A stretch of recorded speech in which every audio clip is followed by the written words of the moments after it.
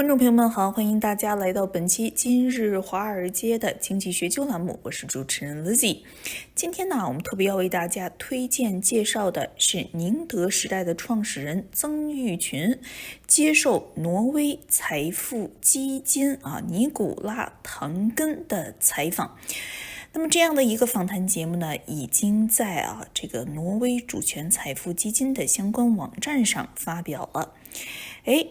这个采访非常的有意思。在这个采访中呢，曾毓群透露出了宁德时代成功背后的一些秘密，以及为什么他非常霸气的认为唯一的竞争对手就是自己，而欧美的电池生产商根本没有办法与他们竞争。这个曾毓群听上去有一些狂妄的这个说法，到底有没有道理呢？那我们知道宁德现在是世界上最大的电池生产商，占据了整个全球市场将近40%的份额这个尼古拉唐根在开始的时候就说你们在市场上是让人难以置信，那么你们到底做电池是做什么？曾毓群首先是介绍了宁德时代的整个的产品线其实就是两类电池。第一类呢，就是我们说这个交通工具的电池呢，比如说我们说这个特斯拉的 Model 3 Model Y 上面使用的电池呢，就是宁德时代的电池。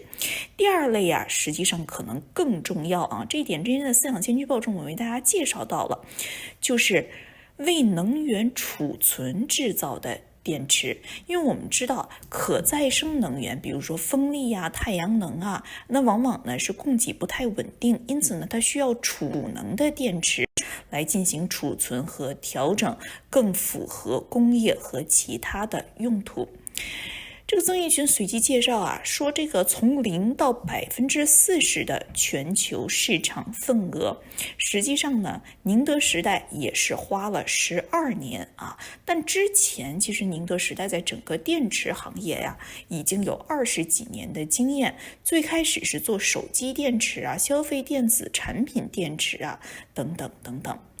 那接下来呢，这个尼古拉唐根就问了一个问题，就是你的竞争对手是谁？而曾毓群就说我们的竞争对手就是自己。为什么？因为在电气和化学方面还有很多事情要做，必须要发明新的化学配方，而现在只有新的这个发明和创造才能够满足更多的用途和消费需求，比如说对于电池的低温性能。这个尼古拉随即就问到了，你说你自己是竞争对手，但是你其他的竞争对手是谁呀？我们可能想到的是其他的国家或者是其他的行业。曾毓群就说了，我不认为有别人是我们的竞争对手。他就讲到说在中国我们制造的产品必须是要符合消费者需求的，所以中国的这一些 OEM 或者我们简称就是这个汽车制造商吧，他们呢必须要比任何人都更快的做出满足中国消费者需求的这一些产品，这就是为什么他们能够推出大量优秀的产品。因此我们知道宁德时代是支持这一些这个电车商的，所以我们也是经过了这样的训练，必须要更快更迅速的掌握需求。现在整个宁德时代有超过2万人就在研发部门工作，都是非常优秀的工程师。那么来自挪威的这一位这个财富管理者马上说哇，这2万人几乎和我家乡的人口一样多，为什么需要这么多的科学家呢？曾毓群随即就介绍说你不要看这2万人都叫工程师，实际上有的人是专注于材料的，有的人是专注于未来化学的，有的人是专注于模拟模型的，有的人是使用人工智能，希望通过这样的方式来找到下一代革命材料和锂离子之外的化学系统的。同时在这个电池管理系统方面也需要很多的人才。所以他就讲到说这2万个工程师可能就成为未来解决人类气候变化问题的专家。而尼古拉也随即说的确现在在这个电池技术的论文中2/3工程师是来自中国的，美国的比例已经只到12%了。那世界其他的国家到底怎么跟你们竞争呢？这里曾毓群就透露了一个秘密。10几年前，当时默克尔访问中国，他曾经与默克尔有一个对话。当时默克尔就提了一个问题，说我们这个德国人能够造出发动机来，能够造出变速箱来，那为什么我们就造出电池就不如你们呢？当时曾毓群就跟默克尔说中国有很多大学现在还在研究电化学，为什么呀？这个电化学呀，那么往往在你们看来是低端的领域，你学电化学你可能找不到好工作，往往是处理一些什么电池防腐这样的一些工作。他就说说不管是美国也好，还是你们德国也好很多的好大学，很多的学生，他们不专注这一些基本的领域，更专注的是什么呢？比如说金融半导体等等等等。但是在中国有很多所谓的这一些低端领域的工程师，因为这个学生他是一个比较宽裕的，在中国是这样的一个方面。那么往往呢，他们研究电化学，就让中国的电化学领域的人才反而是比美国和德国这些国家相比更充裕了。因此如果美国和德国要在电池方面追赶或者是超越中国的话呢，那可能就要从教育开始了。曾毓群也随即说最困难的事情是什么呢？就是说每个人现在都在寻找的是低成本的电池。我们说这个电池现在经常被这个汽油发动机内燃机进行比较。这个电池也像这一些发动机一样，经过多年的发展历史，要不断的优化。但是在欧洲生产扩展是存在问题的。这个欧洲的电池制造商们为什么做不出好产品呢？在曾毓群看来，不仅仅是设计是错误的，工艺是错误的，设备也是错误的。如果要大规模生产，就会面临产量和利用率的问题、安全问题和可靠性的问题。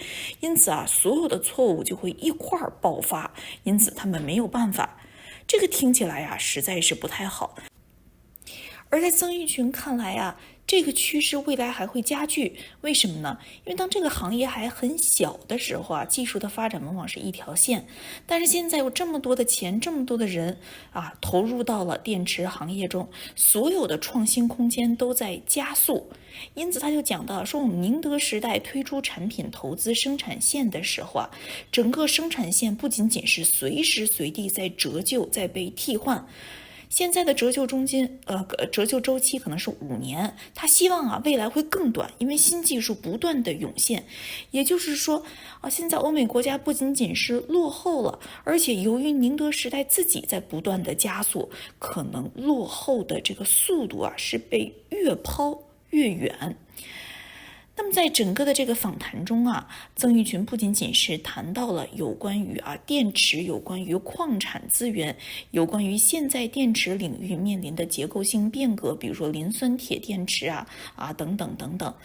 同时他也讲到了现在在国际发展的相关的有关情况。当然了，整个访谈在我看来最有意思的就是曾毓群也详细的介绍了自己每天的生活规律。他就说我有一个习惯，就是中午要小睡一下，在办公室里下午1点左右睡30分钟帮助我恢复体力。他也特别讲到说自己的哲学并不是成为最富有的人，没有什么意思。他是希望自己要磨练自己，让自己的身体更强壮，不然每天都很累，没有办法继续战斗。另外他想的事情是什么呢？就是寻找继任者说这是首要任务。曾毓群说说他每天大概是工作到12点，一整天不是工作就是睡觉，24小时之内获得各种各样的信息需要锻炼。尼古拉随即就问到说你呢是在中国的农村宁德长大的，这个对你个人有什么样的影响？那曾毓群就说说当时我的家乡是非常穷的，但是呢我呢也非常的有意志，不容易被打败。为什么？因为一路上太多的失败了。第三就是我真的是对于财富本身没有那么关注，因为我经历过真正的贫困。每个人都跟我说你干嘛不享受一下生活呢？你买个院子呀什么的。但是曾毓群说我真的对这一些事情没有那么大的兴趣。那么整篇这个采访呢是曾毓群用英文进行的，那我们也特别整理了有关的字幕，希望呢在节目的后面为大家完整的播出。曾毓群在这一次访谈中透露出了他和默克尔交谈的秘密，也透露出了他所认为的宁德时代没有竞争对手这一个初听上去让人觉得有一点豪言壮语的表态，是不是符合您对于这个行业的了解和评价呢？也欢迎您加入我们的讨论和对话。好了，以上就是本期的全部内容。Hi everybody and welcome to In Good Company. I'm Nicola Tangen and the CEO of the Norwegian Wealth Fund, and today we have an incredible guest, Robin Zeng, the founder and CEO of CATL, the world's largest battery producer. Now, it's not only the world's largest, it's got a whopping 40% of this mega market. Wow. So, Robin, how did this come about? How is it possible to end up with 40% of such a big market? No, not yet 40%. Okay, to be correct, it's 37.5%, something like that, less than 40. But I think the most important is right products. Definitely the market need a lot of the right products to do the e-mobility. So right product, you need the right technology. So in our world, it's more like a right chemical, right material, which already have a good products. So this good product is a finish to the purpose of the consumer. That's why consumer really love that. That's why the customers, OEMs, would like to make these products and put this product into their car. That's why we can power the millions of cars. So despite your incredible market position, there may be some listeners who don't know what your products are. So just very briefly, what type of products do you have? We have two major products. One is the battery.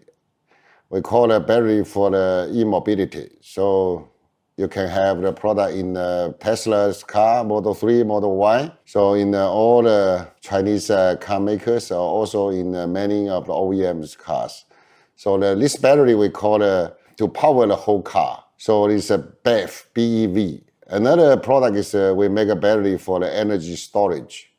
You know, all the renewable energy like a wind turbine and the solar cell. That's why you need a storage battery who can regulate the unstable renewable energy supplies, which make this energy supply become very stable, very predictable, and very fitness to the industry use and other use. What's been the main steps from going from kind of zero to 37.5% world market share? How long has it taken you? Yeah, we take almost 12 years from zero to this 37.5%.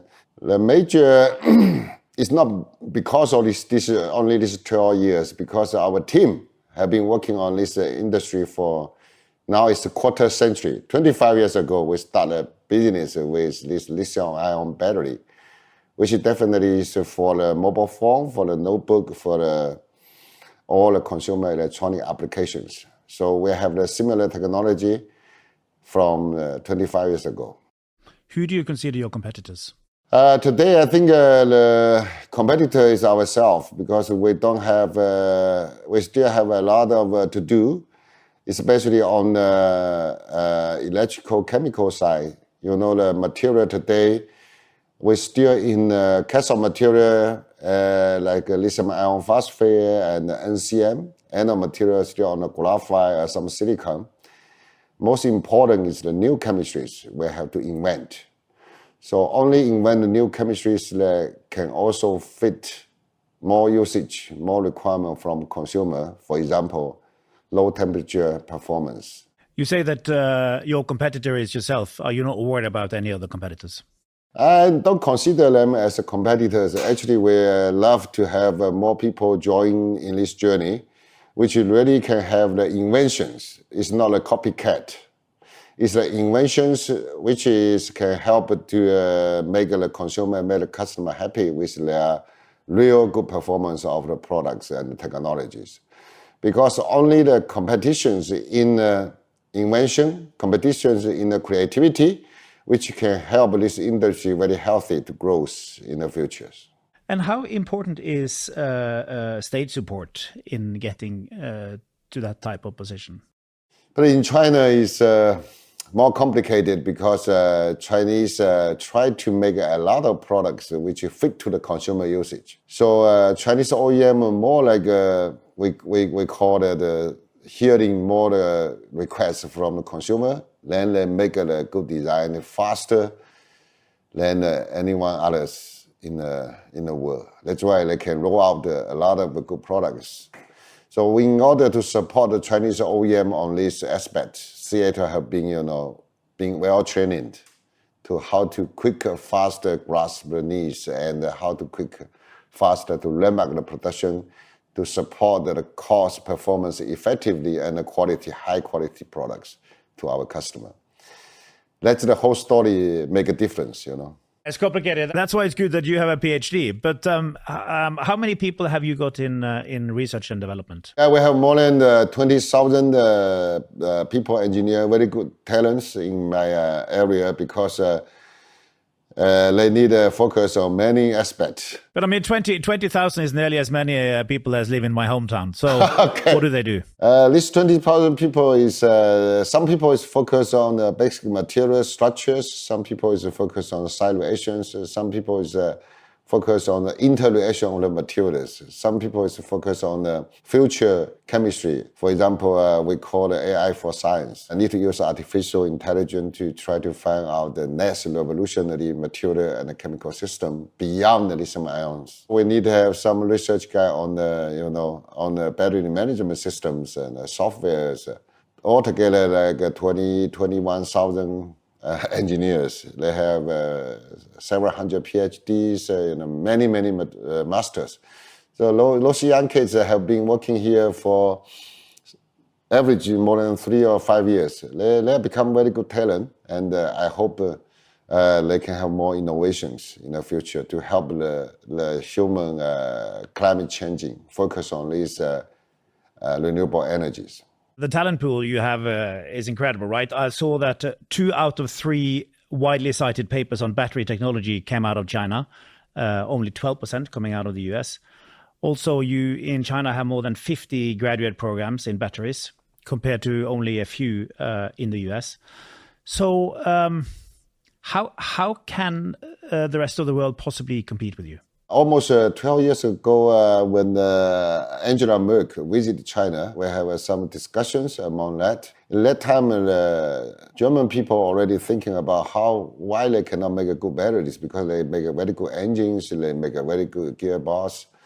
So, German people think they can make a very good batteries. That's why when we have some discussions on that, I told them, fortunately, unfortunately, China have a lot of universities still working on electrical chemical.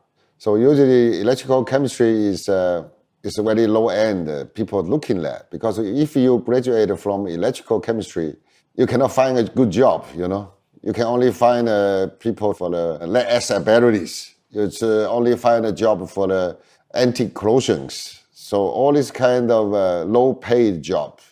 That's why they are being very old theory, but I know United States, a lot of good universities and the students, they don't want to focus on this. They want to focus on finance, focus on semiconductors.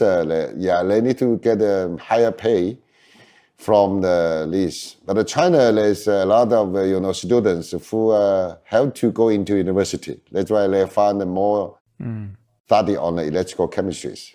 That's why we have a lot of talents compared to US, compared to Germany. So if US, Germany want to catch up or want to overtake in the battery side, probably they have to start from the education. Have you got a view on the amount of talent we have in Norway? I think all 20,000 people in your hometown is all talents. So we need to find out what kind of talents to fit what kind of use. It may not be electrical chemistry. What's the most difficult thing? Is it to invent a battery, or is it the scaling of battery production? Is it more difficult to make one or to make 1,000? So most difficult things is the understanding of electrical chemical system in the real world. And other things is follow is like, as I mentioned, you have to last 20, 25 years. So that's why how you predict that.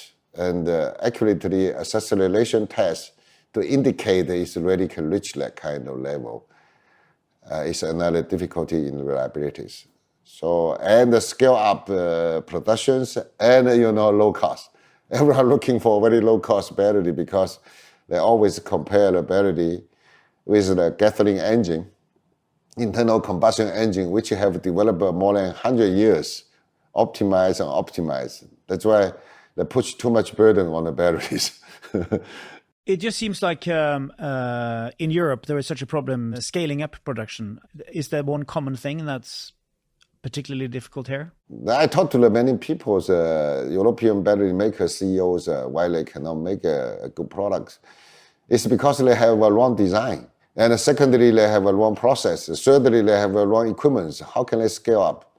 If they want to scale up a lot, they would have a yield problem, utilization problem, and later on they would have reliability problem. And 2 years, 3 years later, there would be a safety problem. So almost all mistake together. So I don't know how. That doesn't sound so good. But if we start with the first one, when you say they got the wrong design, what do you mean? Yes, start from the wrong design. It means if they don't understand the electrical chemistry or the side reaction, as I mentioned, the design will be wrong. They never cover the risk of the future risk. That's why the performance testing in one day looks good. Then you want to scale up. They want to put the process. The process never cover what you need in the future. What are the implications for European battery production then, given what you're saying? Where do you think Europe is going to be in 10 years' time? For the battery application side, we just tell about at least e-mobility and boat also, and e-auto also, even the bullet train and the car is definitely. Since Norway is definitely a very advanced nations for this renewable energy, maybe we can work together to make a planning, to make Norway, the whole Norway become a zero carbon, society. So I have a confidence how to mapping up electricity. Zero carbon is important. You have almost 90% hydro power, right?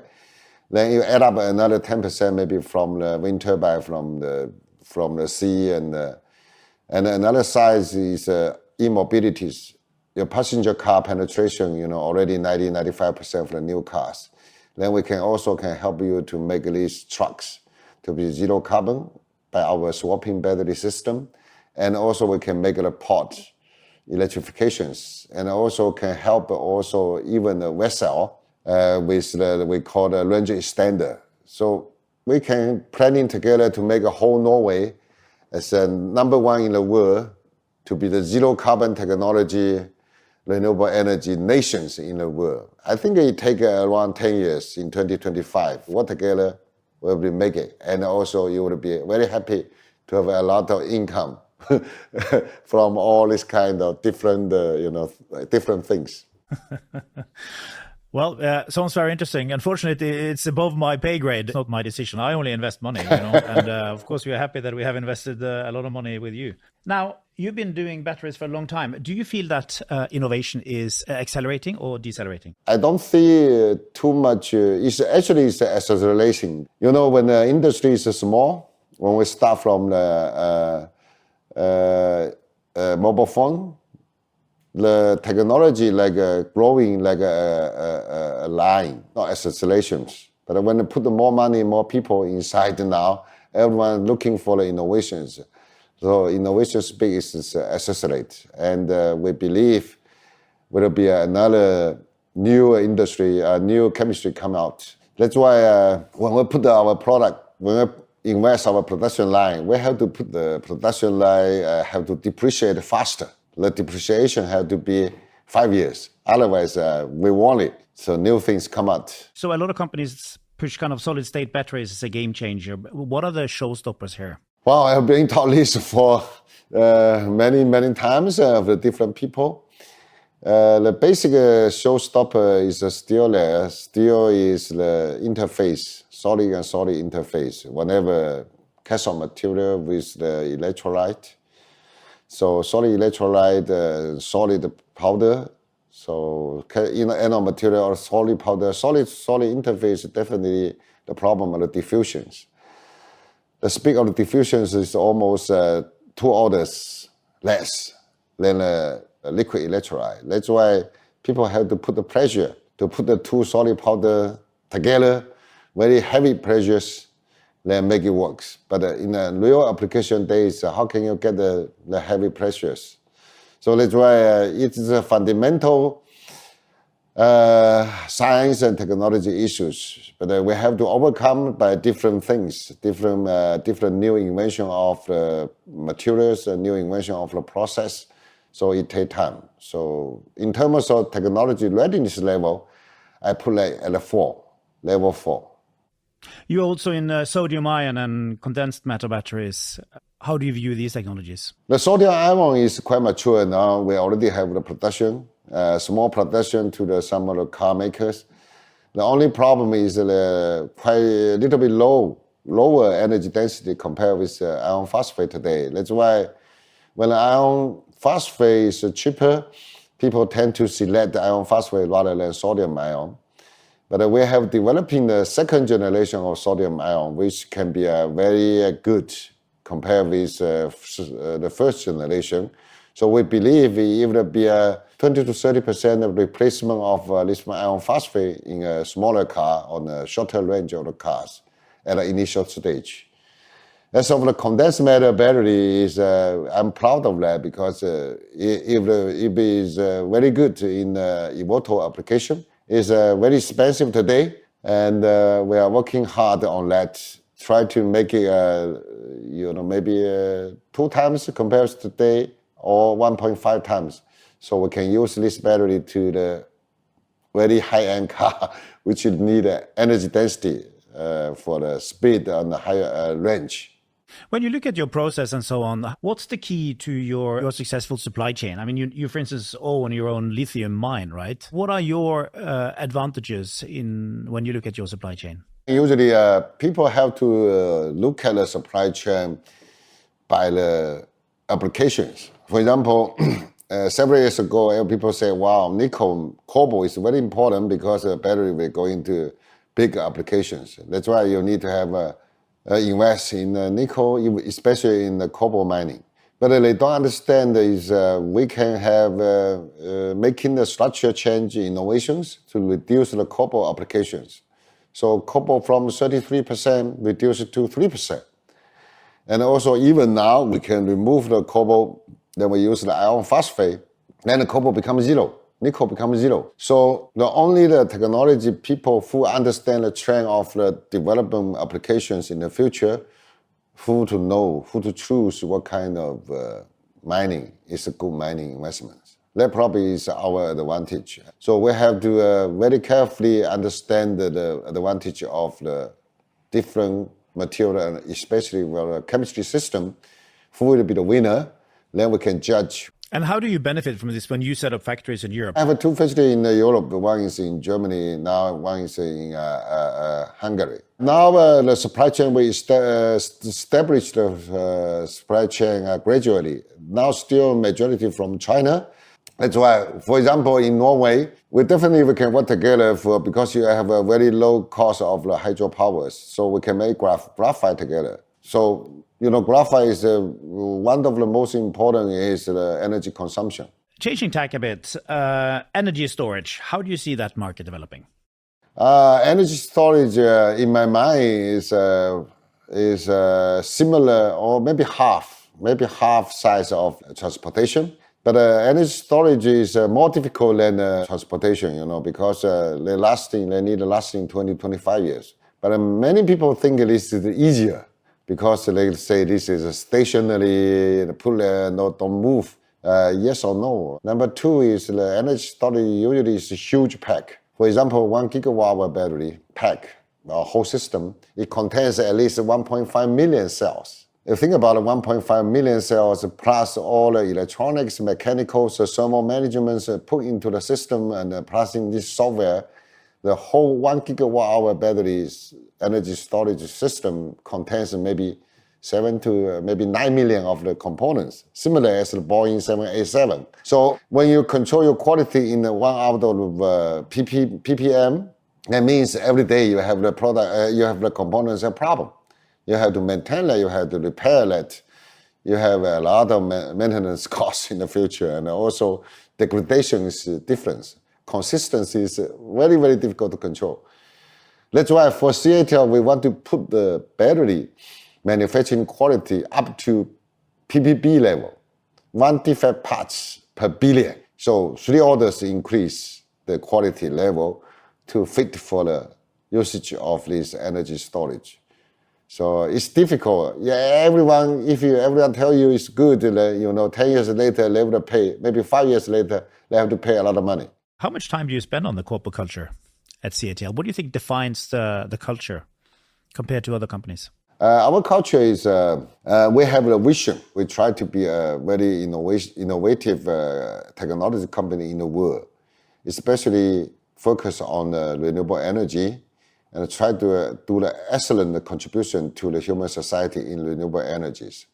On the other hand, we try to create a platform which help the individuals to fight, to grow their spiritual and material well-being. Actually, it's money. So we need to give them the more stock options and also help them to really fighting for the growth, especially innovations and also the confidence by themselves, become a better man. The focus on the renewable energy. So people believe very meaningful in this journey, especially working in Seattle. Now it's 15 million cars. 15 million cars in the world powered by Seattle batteries. So think about that. You already help to reduce a lot of carbon. On the other hand, we are keep on doing these innovations to help the climate change and also sustainability for the humans' development. We try to gain the same vision, and also we are using also Chinese culture. We call the refine. So everyone have to refine themselves and enable others. Then strive in innovation. So we always successfully introduce Chinese traditional thinking of refine, enable, and strive innovation. And Robin, how about you still trying to refine the way you work? For me, there's two ways. One is my philosophy. I don't want to be the rich guy in the richest guy or whatever. It doesn't mean it. So I want to share this rich or wealthy to many people to try to create the good society, especially for the sustainability. This is the number one refine from my view of my wealthy. Second is I need to refine myself to be more stronger body, Otherwise, it's always tired, you cannot fight. The passion is very important, otherwise cannot lasting for longer. The third thing is I'm now trying very hard to find the successors. So this is the three things is in my mind now is my more top priorities. So Robin, I believe you and I, we share one thing in common. We both sleep a bit in the middle of the day. We take a little nap in the office. Yes, this is a noon time. Usually we sleep maybe 30 minutes in office, yes. When during the day do you sleep? 1 p.m., something like that. Start sleeping, maybe 30 minutes. It's good enough to recover. And what does that do to you? You become more, energetic. Maybe the body is physically needed. How long do you work in the evening? I work until 12 o'clock, around that, 12:30. Because usually the whole day is working, sleeping. It's not really email. You have to, listen the information message from overseas. Especially you're running international companies, you have information across the 24 hours across clock, but you have to pick up the right things. And also, I'm happy to do that. Basically, not much problem, but need to do exercise. My daughter told me more. You grew up in rural China, right? In Ningde. Yes. What do you think that has done to you as a person to come from a rural place, move in, being very successful? How has it helped you in your business? We have the very difficult economics, and my hometown is very poor. So for me, it's in day one. I think we have confidence because we believe we can overcome all the difficulties once we have a chance. Number two is we have a very strong mind. We are not easy to be beat anywhere because we have experience. Number three is we are not too much looking at the wealthies because we have experience so poor, and we have no problem on that. So we say that if people almost told me, say, Robin, why don't you enjoy your life? You can buy a yard. For me, there is not much joy. We have to overcome the difficulties to do something great, to support the people, poor people, and also support this renewable energy in the world. You will be very happy. So usually I like to invest the manufacturing plant in a related poor area. What kind of projects do you support? For my donations, usually go to these very, very poor children. We donate some money for them they can have some people to care, just talk, touch, or, play together. So I joined some international program for the children. I believe if we can, CATL can invest the manufacturing plant in some poor area, so their family no need to move out, to come out to the big city to work, to leave the children in the hometown. So that's why we invest the manufacturing place in Guizhou, in Henan, all these areas to help them. So such kind of things is for me is much happy and made me more stronger in the rural area. When you meet young Chinese people, what advice do you give them? My advice is be patient, strive, because you have your chance. If you were to give advice to young people in Europe and the US, what would you tell them? I think it's similar. Usually today's young kids, they want to become rich very fast, right? So be patient, but strive. Everyone have a chance, I believe. Robin, it's been tremendous talking to you. It's incredible what you have achieved. And I have to say, I am pretty happy I'm not your competitor. Thanks a million.